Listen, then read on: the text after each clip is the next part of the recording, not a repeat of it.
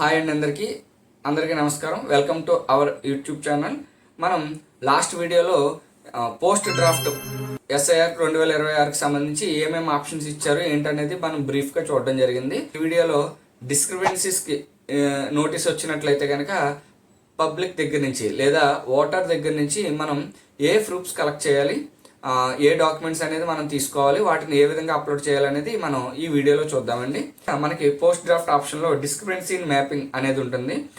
మనం ఈ డిస్క్రిపెన్సీ అనే మ్యాపింగ్లో మనకి వేటికి డిస్క్రిపెన్సీస్ వచ్చాయి అనేది ఇక్కడ లిస్ట్ అనేది చూపించడం జరుగుతుంది. ఇందులో వ్యూ లాజికల్ డిస్క్రిపెన్సీస్ అనే ఆప్షన్ క్లిక్ చేసినట్లయితే కనుక మనకి అసలు దేనికి ఈ డిస్క్రిపెన్సీ వచ్చి ఎరవైంది అనేది మనకి పైన మెన్షన్ చేయడం జరుగుతుంది. మనకి మేజర్ కేసెస్ వచ్చేసి father name miss match, self name miss match ఒకటి, ఏజ్ డిఫరెన్సెస్ వచ్చేసరికి ప్రాజనీ యాడ్ చేసినప్పుడు ఓటర్కి వాళ్ళ ఫాదర్కి సంబంధించి ఏజ్ గ్యాప్ అనేది బిలో 15 ఇయర్స్ ఉన్నా లేదా అబవ్ 50 ఇయర్స్ ఉన్నా ఆ కేసెస్.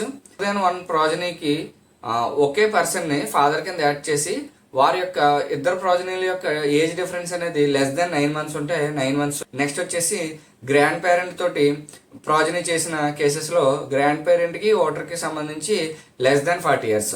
ఈ కేసెస్కి సంబంధించి మనకి ఈ నోటీసులు రావడం జరిగింది. ఇందులో మెజారిటీగా వచ్చిన కేసెస్ అన్నీ కూడా అన్ని కరెక్ట్ అయినా కూడా నేమ్ కరెక్షన్స్ అనేవి ఉండడం కేసెస్లో ఎక్కువ 80% అవే వచ్చాయి. మిగతావన్నీ ఏజ్ డిఫరెన్స్లు అనేవి ఒక 20% వచ్చాయి.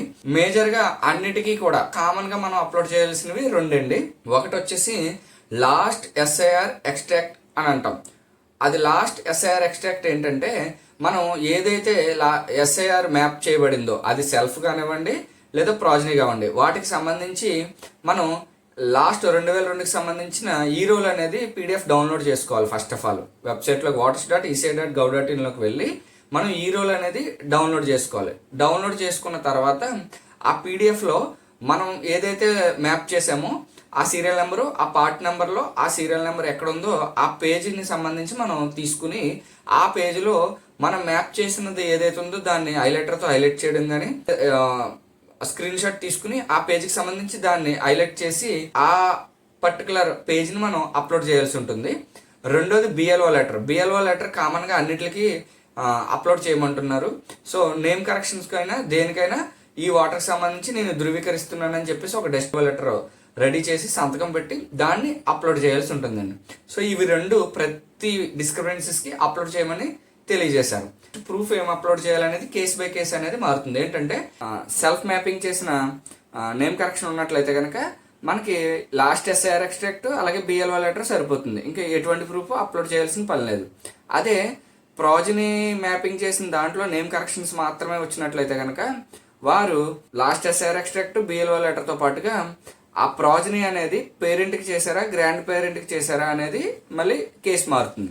సో పేరెంట్కి చేసినట్లయితే కనుక పేరెంట్కి సంబంధించిన ప్రూఫ్ అనేది అప్లోడ్ చేయాలి. అంటే అక్కడ పేరెంట్కి సంబంధించింది అప్లోడ్ చేయకూడదు. అక్కడ అబ్జర్వ్ చేస్తే కనుక ఇప్పుడు మీరు సపోజ్ ఒక ఓటర్కి ప్రాజనీ కింద ఒక వ్యక్తిని యాడ్ చేసి మీరు అప్లోడ్ చేసినప్పుడు రిలేషన్ ఆ ప్రాజనీ ఏమవుతారు, ఫాదర్ అవుతారా, మదర్ అవుతారా, గ్రాండ్ పేరెంట్ అవుతారా అని పెట్టినప్పుడు ఫాదర్ కింద పెట్టారు కనుక ఆ లాస్ట్ ఎస్ఐఆర్ వాటర్ని ఆ వాటర్ అందులో ఉన్న వాటర్ నేమ్ ఏదైతే ఉందో ఆ నేము ఈ వాటర్ యొక్క ఫాదర్ నేమ్ తోటి మిస్ మ్యాచ్ అయినప్పుడు ఇది వస్తుంది. సో రెండు ఒకటే ప్రూవ్ చేయాలంటే ఇక్కడ వాటర్ యొక్క ప్రూఫ్ అప్లోడ్ చేయాలి. ఆ ప్రూఫ్లో ఏముండాలి, ఆ ఫాదర్ నేము కరెక్ట్గా సరిపోవాలి.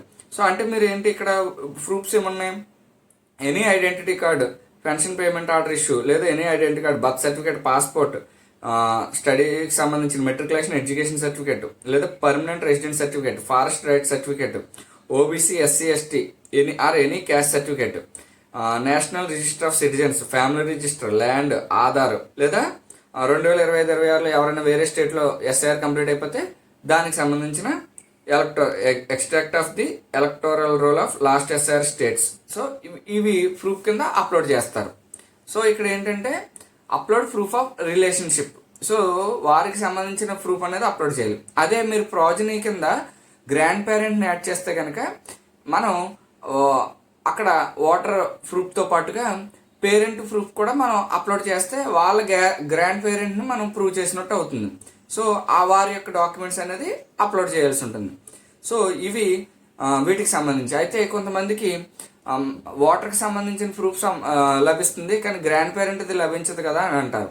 సో ఆ కేసెస్లో అక్కడ మీరు మీ యొక్క ఈఆర్ఓని సంప్రదించి ఈఆర్ఓ గారు ఏవైతే మీకు సజెస్ట్ చేస్తారో మీకు సంబంధిత ఈఆర్ఓ వారి డైరెక్షన్ ప్రకారం మీరు ఫాలో అవ్వండి. అలాగే బిఎల్ఓ లెటర్ ఫార్మాట్ అనేది మనకి పర్టికులర్గా ఇది అని ఏమీ రాలేదు.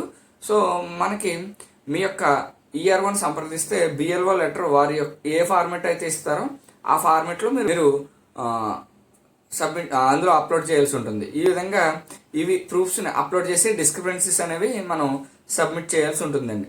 చూపిస్తుందో డ్రాప్ డౌన్లో ఆ డాక్యుమెంట్లో ఏదైనా సరిపోతుంది. సో ఇది డిస్క్రిపెన్సీస్ సంబంధించిన ఏం అప్లోడ్ చేయాలి, ఏ కేసుకి ఏది అడుగుతుంది ఏంటి అనేది ఇందులో చెప్పడం జరిగిందండి.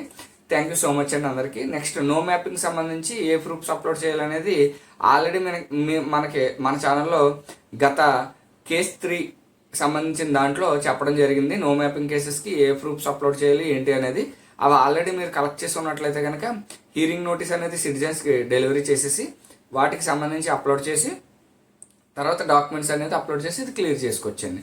థ్యాంక్ యూ అండి అందరికీ. Thank you.